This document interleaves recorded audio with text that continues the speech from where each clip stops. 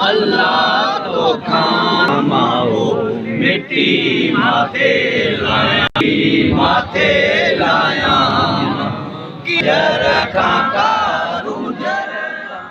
तरफा ही गडल क़ौमी तरानो साईं जीएम साईं जी मज़ार ते हाज़िरी भरी वई आहे। जमायतुनि में जीएसएन कोइमा आज़ारी सर, जीएसएन तहरीक करनाणी, जीएसएन तहरीक सफदर सर की सरवर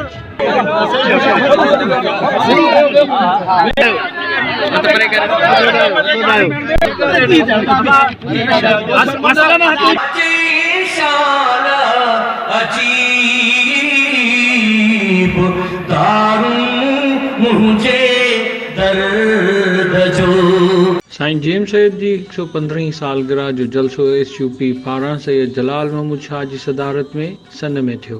इन मौक़े ते सालगिरह जो केक काटियो वियो। जलसे खे ख़िताब कंदे सैयद जलाल महमूद शाह चयो त साईं जेम सैयद न पीर हो ऐं न मुर्शिद, पर साईं फ़िलासफ़र सियासतदान हो, असूल ऐं ईमानदारी वारी सियासत कई। असांजा दानिश्वर ग़लति खे ग़लति ऐं सही खे सही चवण लाइ तयार ई न आहिनि। SUP जे नायब सदर ज़ैन शाह चयो त आमरी पुल ते मूं समेत काफ़िले खे 3 कलाक रोकियो वियो। असां हिन मुल्क जा ठाहींदड़ आहियूं, असां सां इंसाफ़ सां हलो। दुनिया तब्दील थी रही आहे, अवां पंहिंजो रवैयो तब्दील कयो। PP हर दौर में क़ौम परस्तनि ते ज़ुल्म कंदी रही आहे। सिंध जे क़ौमी कारकुननि जा लाश ॾिना विया आहिनि।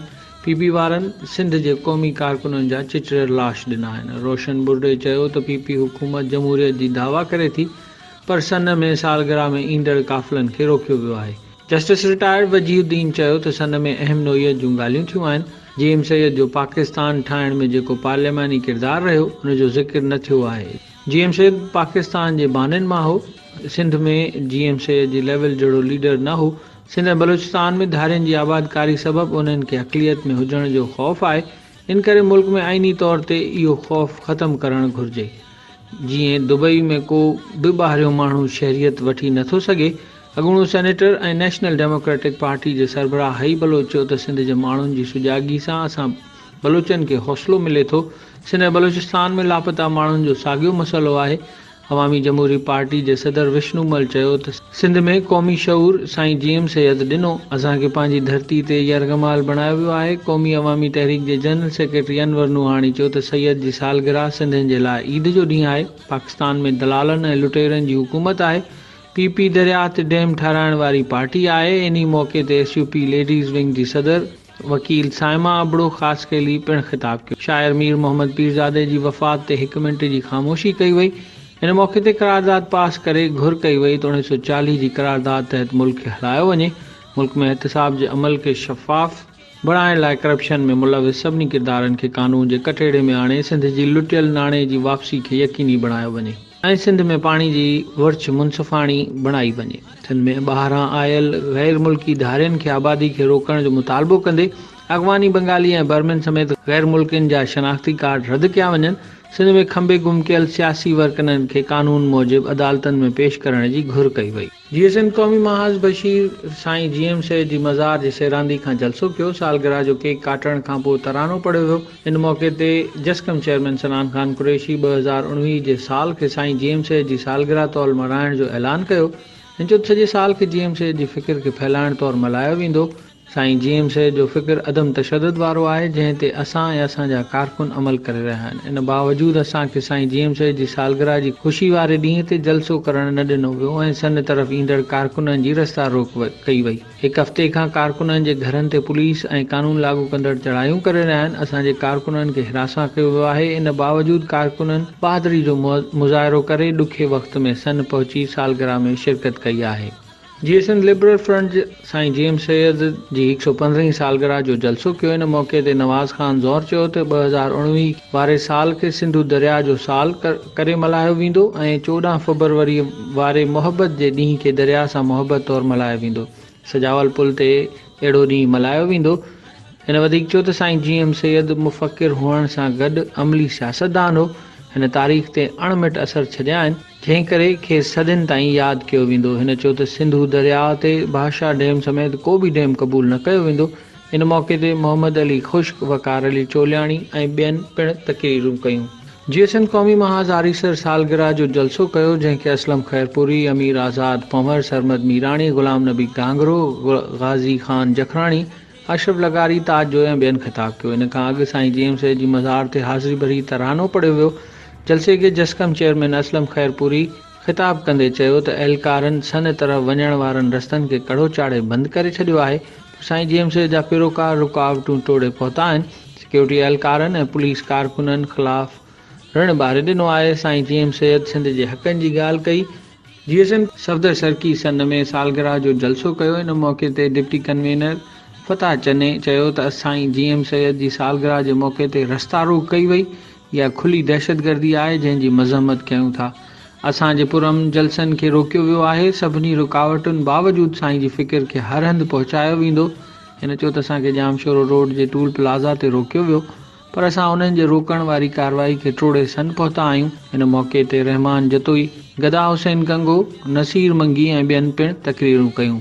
साईं GM सैयद जी 115वीं सालगिरह जे मौक़े ते सन खे टिनी रुखनि खां कड़ो चाढ़ियो वियो जिन में जामशोरे खां पिटारो टूल प्लाज़ा वटि सिक्योरिटी एहलकारनि ऐं पुलिस अटालनि सन ॾांहुं बसनि ऐं ॿियनि गाॾियुनि ते लॻल झंडा लहराए तलाशी वरिती जंहिं सबबु केतिरी देरि ताईं काफ़िला बीही रहिया जॾहिं त आमरी पुल वटि सन ईंदड़ काफ़िलनि खे पिणु रोकियो वियो जिन में सकरन खां सन ईंदड़ ज़ैन शाह जे काफ़िले खे 3 कलाकनि ताईं रोकियो वियो जॾहिं त सन पतण ते पिणु पुलिस जी मोबाइल बीठी रही ऐं 3 ॾींहंनि खां सन वारे पतण खे पुलिस बंदि कराए छॾियो हो जॾहिं त साईं GM सैयद जी मज़ार वटि थींदड़ GSN सां लाॻापियल तंज़ीमुनि खे स्टेज ठाहिण न ॾिनो वियो जॾहिं त GSN महाज़ रियाज़ चांडियो वारां पिंडाल ठाहे वॾो जलसो कयो वियो।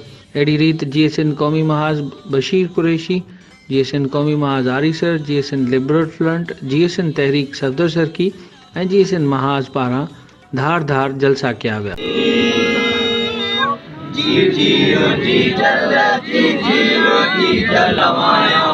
अल्लाह तो खामाओ मिट्टी माथे लाया जर कारू जर की जर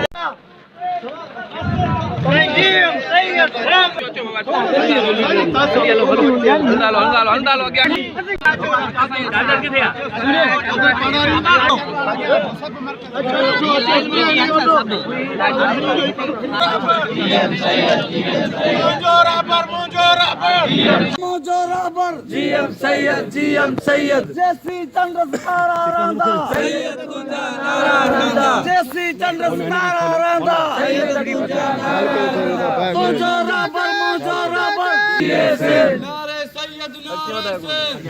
सैयद बाजी धरती पर जो अख्तियार इन हक आवाज रस्ती कौम परस्ती धरती पे जो अख्तियार सिंध कमेटी खुद मुख्तियार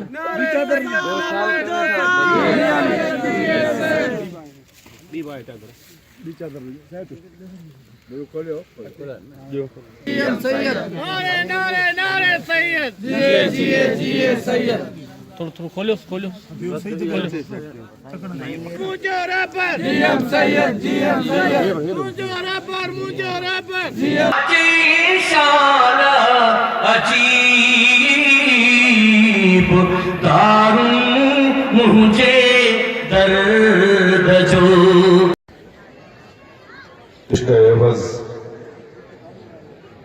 इश्क एवज़ कौम ऐं धरतीअ जे मूं कढो को पाण खे विकिणी छॾियो।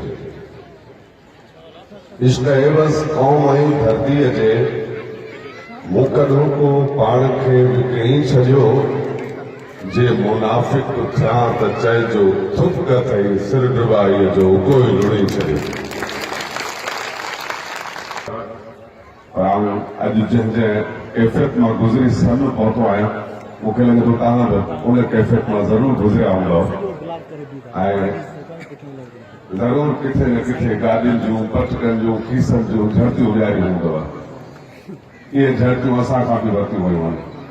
तो उहा मूं तव्हां बि चइनि सेकंड में संजय सैयद खे ॾेई छॾियो।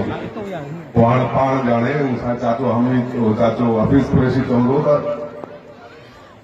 साईं जीएम सैद पढ़ियो आहे साईं भिटाई साहब खे, जीएम सैद खे भिटाई छतो कयो आहे, असांखे साईं जीएम सैद छतो कयो आहे। असांखे वरी हेॾा संजय सैदन बि छतो कयो आहे।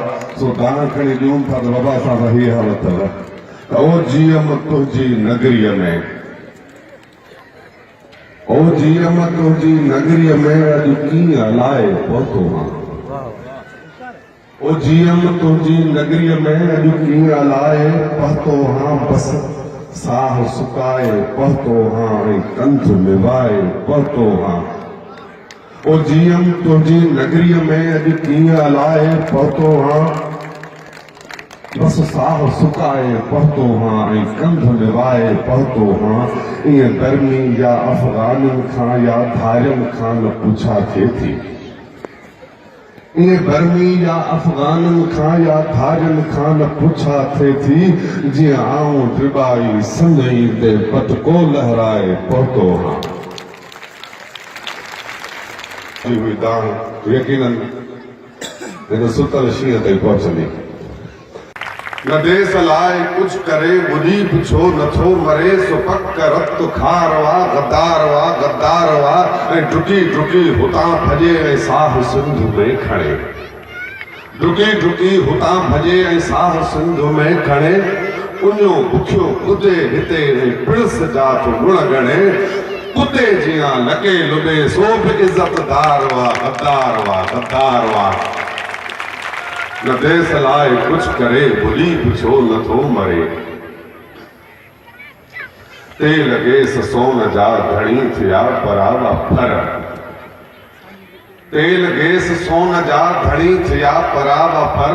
पंहिंजी शइ खां बेख़बर तॾहिं त क़ौम दर बदर। तेल गैस सोन जा धणी थिया परावा फर। पंहिंजी शइ खां बेख़बर तॾहिं त क़ौम दर बदर। जज गैर छो वते धणी जवाबदार वा। सो पक रत खार वा गद्दार वा। वतन जे आज पे लविड़ खुदा रसूल जो हुकुम। वतन जे आज पे लविड़ खुदा रसूल जो हुकुम। जेकॾहिं नथो मञी त मुस्लमानी आ ख़तम। इबादतूं बि ॾेख थियूं ऐं छाजो दीनदार वा। सो पक रत खार वा गद्दार वा।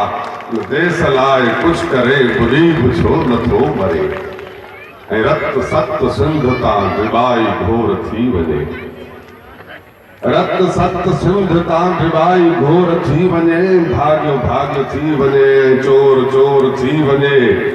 सिंध में सिधी हुजे ऐं गैर गुनहगार वा। सो पक रत खार वा गद्दार वा। छोटे सर का सिंह बस वजीर को मिला सर।